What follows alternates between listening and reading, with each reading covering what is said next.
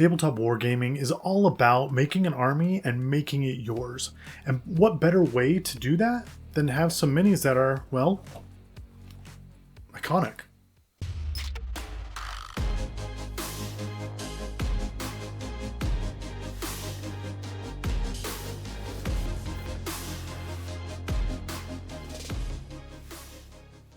Malifaux is a tabletop skirmish game where you fight with a crew.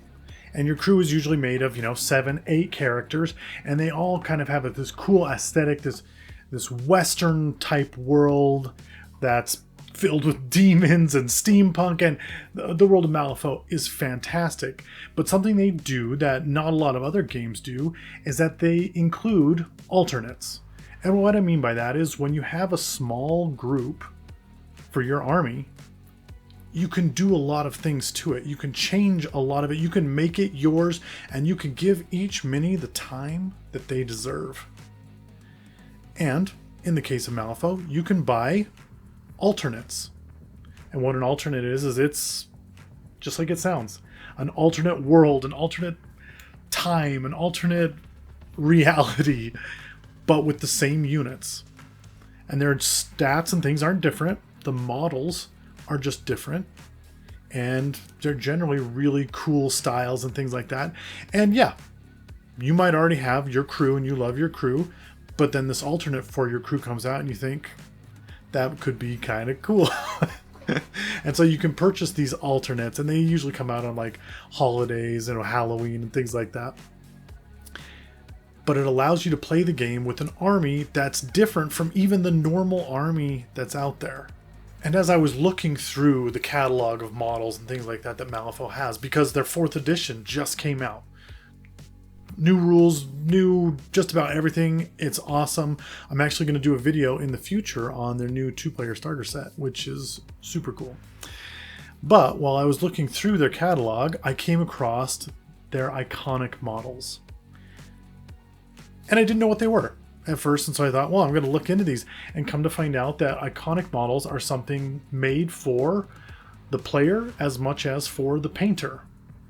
And what it is simply put, it's a special limited edition model, and it's 2 of them.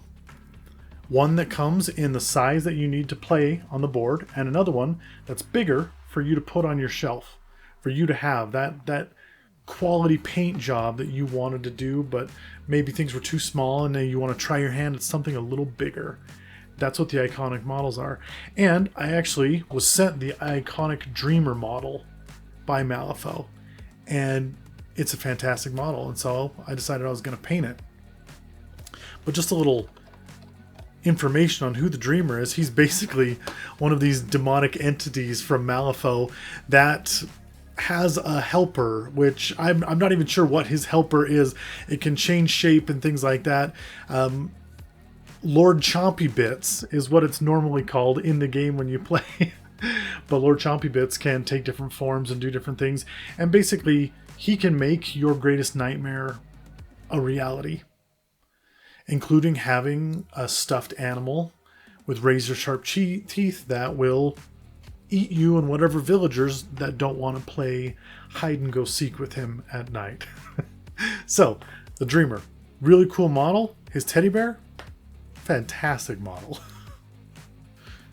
When I first pulled this thing out of the box, I knew exactly what I wanted to do with the bear. Because when I was a kid, I had a cat that I took around with me everywhere.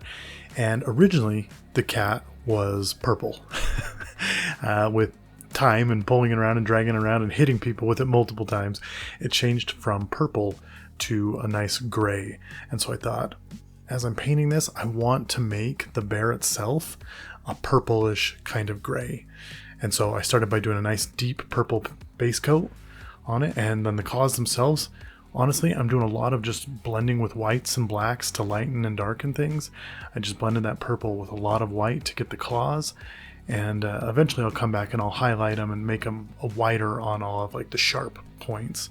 But for what I was doing, it was perfect. And then using my paintbrush and the same mixture, I started to do almost like dry brushing with the brush. Just get a little bit of paint on it and go over, make sure not to get into those deep spots at all, and just hit it with that lighter color, and it ends up doing fur really, really well. Like I'm super happy with how this came out with this like matted fur on it.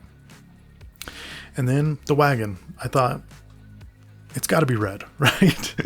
Even though Malifaux takes place in like the Old West, I thought wagon's still going to be red. Doesn't matter when it happens, it's going to be a red wagon. I didn't want it to be a new looking wagon, and so I'll go through the process of kind of changing it and making it look scratched up and things like that. But to begin, I just wanted to get a nice base coat on it and get it going. And then something else that I was kind of thinking as I did this, I primed this whole thing black. It's okay to leave some of that primed black visible, especially like in the cracks and things like that, in the shadows. You can leave it there, especially with like wood. It just kind of adds to how it looks. And I know it's kind of a lazy way of doing it, but it's also an efficient way of doing it, because when I was done with this wood, I thought it looked great, even though you could still see the black in it. And I could have gone in and done a wash or something else, but I felt like, no, this looks like nice worn wood. I think it's good. And so I left it that way. And then I thought, well, the wheels, they were going to be metal. I thought about putting black on them and making them rubber, but in the Old West, I thought, nah, these wheels are going to be straight up, steel or aluminum or whatever. And so I just wanted them to be silver. And I was loving how it looked. Just a little side note, as I was putting this model together and painting it and everything, I kind of stopped to think, should I paint this thing in pieces? I'd always been told, just put the model together and paint it. Whatever you can't reach, people can't see anyway, so it doesn't matter. But I'm curious, do you follow that? Do you think that way? I know that I would be able to paint it better if I had all of the little individual pieces. But is there also parts that you lose out on because it's not connected together and you don't get to see the whole? Like, I'm really curious about this. So if you have any suggestions what you do and why you do it, please drop them in the comments below. But yeah, back to the paint job. So once I was done with the wagon, I moved on to painting the Dreamer himself. And I think it's funny because when the Malifaux story started, the Dreamer was actually just a kid. And then kind of later on, he's a little more grown up as you see him now in the game. But I loved this depiction of him just as a little boy who was playing and having these fun times with the horrible monsters that came out of the shadows. And I started with a nice dark blue shirt. Moved on to just normal brown pants. Honestly, in the West, you would think that everything is just like brown and faded white and things like that, but I wanted to give some color to this. I thought, he's the Dreamer. It's got to be colorful, so I'm going to give him a nice blue shirt, and then that scarf that's around his neck. Yeah, we're going to definitely pop that thing up and make it red. But before I did the scarf and before I did that deep color, I wanted to work on the face. And I've been doing a lot of work on faces lately, just trying to get them right. So I started with a nice darker flesh tone with the goal of moving up to lighter flesh tones as I went. I really liked this color. I thought it was a nice dark, like tan skin tone. And then as you can see here, I started moving up and it looked like he had torn someone else's face off and decided to put it on his own. and I really didn't like that, and I was so frustrated. I just didn't know how to fix it, and I had one lighter color that I even wanted to do, and so I was like, well, I'll just move on to the hands or something, and so I moved down onto the hands. And I know, I apologize, you can't see it super well here. I moved a little out of focus, but then I kind of liked how the skin was going, and I thought, okay, I need to just take a break for a second, let this face dry. I'll come back to it. Until then, I'm going to work on getting the red inside the mouth because it looks like he's screaming, right? Oh, and something I didn't get even in this video was that when I was going to do his eyes, I was going to do a glow effect, an OSL, but the second I made him white, I thought, nah, these got to stay this way on the bear because they're just terrifying. But anyway, moving on to the hair, I start with a nice dark, like almost orange yellow, and then come back same way I did the fur with that lighter, almost straw colored yellow. And then after going back and forth on the face and learning how to blend which I'll make a whole other video on that, because blending is one of those things that I just thought was a nightmare. It's really not as bad as people make it out to be. And I guess I'm talking about like the beginner version of blending, not like the look at this flawless skin that looks airbrushed blending. I'm just talking about how to make flesh on a face blend in to from the lights to the shadows. Anyway, I'll make a video on that. But after finishing that and painting the scarf and the hat and just finishing up probably the most important part of painting a model, which is doing the highlights and the touch-ups, I was done with my Dreamer. And it came out looking like this. Every time I paint, I learn something new. And the Dreamer was no exception. This is the first bigger model that I have painted like this. And what I mean by that is his eyes were big enough for me to actually do eyes, you know, with a black cornea and the blue iris. I think that's the names of them. And it was a whole new experience in that it wasn't as difficult. I still have the little guy to paint.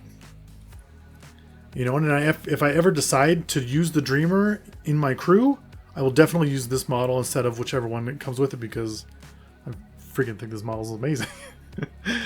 But after stepping back and now realizing I have this showpiece that I can put on my shelf, you know, or take it to work or whatever I want to do with it, I love having it. I love having both of them.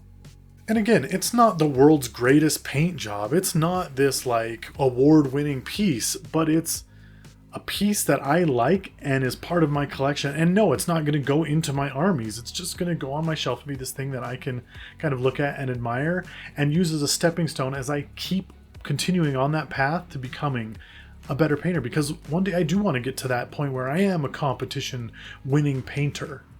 I feel like all of us do. No one starts painting just thinking I can. Hopefully, I get worse at this, or hopefully, I get to the point where my armies suck even more than they do right now. You know, we all want to get better. We all want to have that army that looks exactly the way we want it to. And when companies come out and do things like these alternate crews and iconic models, it just gives you a little more option to do that, to make it yours. And not even in the sense that it's your paint job, in the sense that 1 in 100 people who have this army are going to have this model, and you did your own paint job. So it's even more rare. It's that desire to have something that no one else has. And I like that. I've always liked that. I love, you know, joining a game when it first comes out and getting the limited thing that you can never get again, and just being like, look at what I got. You'll never have it. Which I know it's just like the most arrogant flippant thing, but I like that. I like being able to have something that no one else has. But is there room for that in this hobby? Should Warhammer be doing more models like this? Should any war game be doing more models like this? Or should they just stick to what they have and move through the numbers, and every 5-6 years start doing new model ranges and repeating that process? I want to know. Let me know what you think in the comments below, because this is something I've thought about for a long time. Is this something that will help keep games relevant without having to make a ton of new models? Or is it just a gimmick that we should get rid of? Let me know what you think in the comments below.